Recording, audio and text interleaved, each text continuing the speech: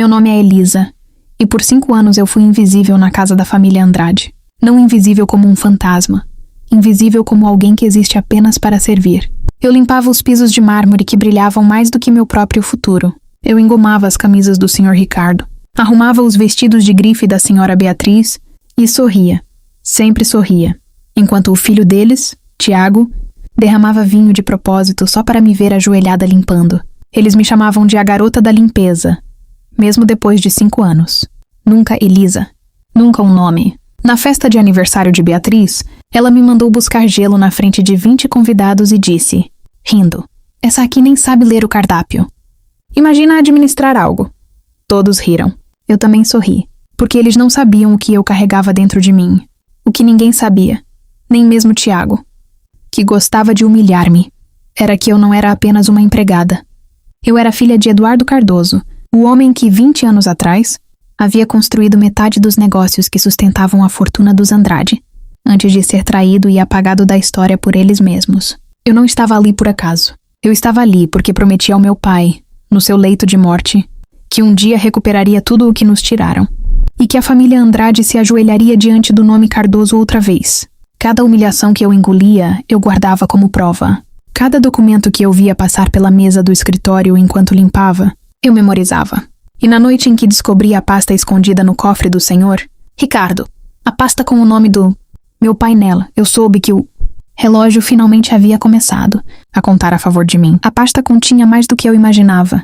Contratos antigos, assinados pelo meu pai e pelo senhor Ricardo, provando que a empresa que sustentava toda a fortuna dos Andrade havia sido construída com o dinheiro e as ideias de Eduardo Cardoso. Havia também uma carta, nunca enviada, onde Ricardo confessava ao seu próprio advogado que havia forjado a assinatura do meu pai para transferir as ações para o próprio nome dias antes do acidente que tirou a vida dele numa estrada deserta. Não foi acidente, foi assassinato disfarçado de destino. Minhas mãos tremeram segurando aquele papel, mas não foi de medo. Foi da certeza fria de que eu finalmente tinha o que precisava. Naquela mesma semana, comecei a me mover em silêncio. Usei meu pouco tempo livre para procurar Marcos Silveira, um antigo sócio do meu pai que havia desaparecido do mundo dos negócios depois da morte de Eduardo. Encontrei-o vivendo modestamente, guardando rancor havia 20 anos, e guardando também cópias de documentos que ele nunca teve coragem de usar sozinho. Juntos começamos a construir um plano. Não seria vingança de gritos e cenas. Seria vingança de números, de contratos, de uma verdade que ninguém poderia negar em um tribunal. Enquanto isso, na mansão, eu continuava sorrindo. Continuava servindo o café, continuava sendo a garota da limpeza. Tiago continuava zombando de mim na frente dos amigos ricos. Beatriz continuava me tratando como móvel. E Ricardo, o homem que matou meu pai, me chamava de querida, com a boca cheia de mentiras. Uma noite ouvi Ricardo ao telefone, desesperado, dizendo que a empresa estava prestes a fechar um contrato bilionário com investidores internacionais. Um contrato que, se assinado, tornaria impossível qualquer disputa legal sobre as ações roubadas. Eu tinha apenas alguns dias. Foi então que decidi. Eu não ia apenas expor a verdade. Eu ia comprar em silêncio, através de Marcos e de um investidor internacional que ele conhecia, uma participação estratégica na própria empresa, antes que o contrato fosse assinado. Quando eu finalmente revelasse quem eu era, eu não seria apenas a filha vingativa de um homem morto. Eu seria a dona. Marcos moveu os fios com uma discrição que só 20 anos de silêncio poderiam ensinar. Em 2 semanas, através de um fundo de investimento internacional, adquirimos 34% das ações da Andrade Corporation, o suficiente para exigir assento no conselho antes de qualquer contrato bilionário ser fechado.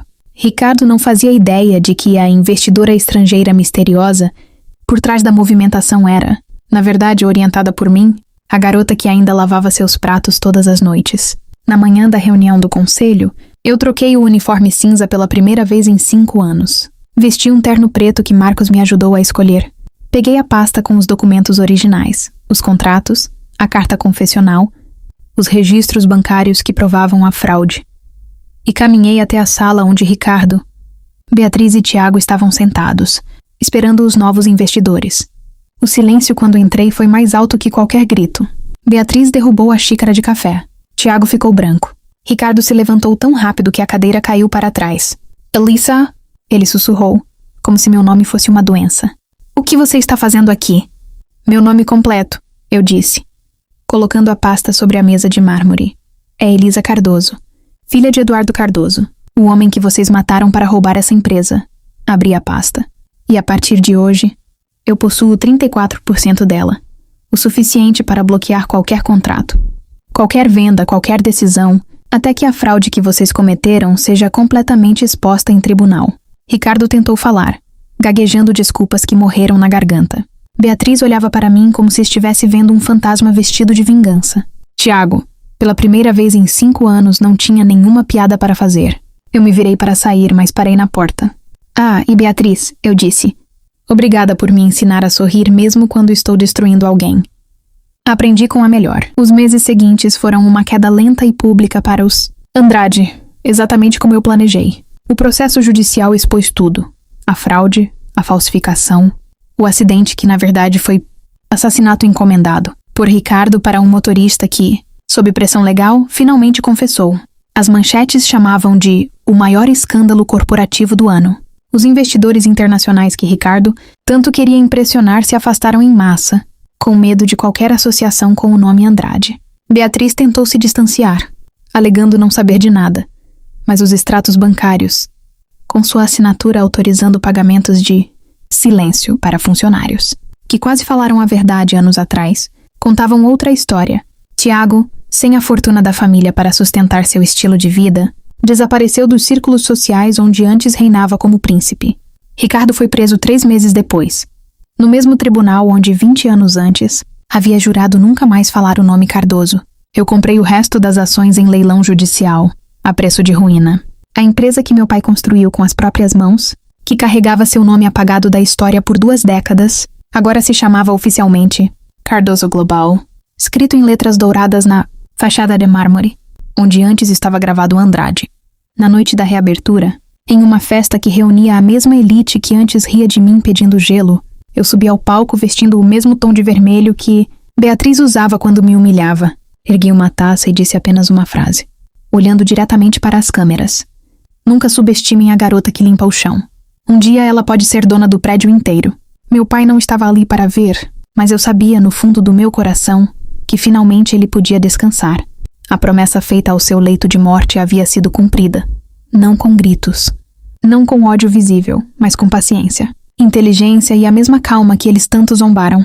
A garota da limpeza havia se tornado a dona de tudo. E dessa vez ninguém riu.